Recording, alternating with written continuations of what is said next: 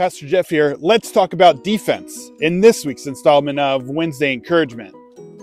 I've said this before, but I've been watching a lot of comedy lately. And one thing comedians love to do is roast each other. They love to make fun of one another.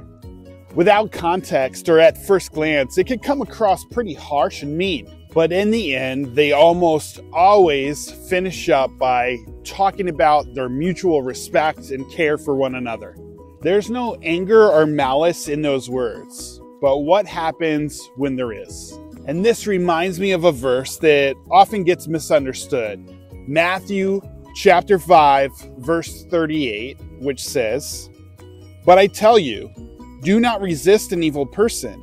If anyone slaps you on the right cheek, turn to them the other cheek also." When reading the Bible, this is very important. Scripture means what it says unless the context tells us otherwise. So at first glance, you may read Matthew 5:38 and say, I'm not allowed to defend myself? Jesus is not talking about a physical altercation here. He's not saying you can't defend yourself in a fight. Culturally here, or context-wise, getting slapped in the face and then backhanded on your other cheek was the worst insult that you could experience. In other words, there is no need to defend yourself when it comes to insults. You don't need to give them space or authority in your life.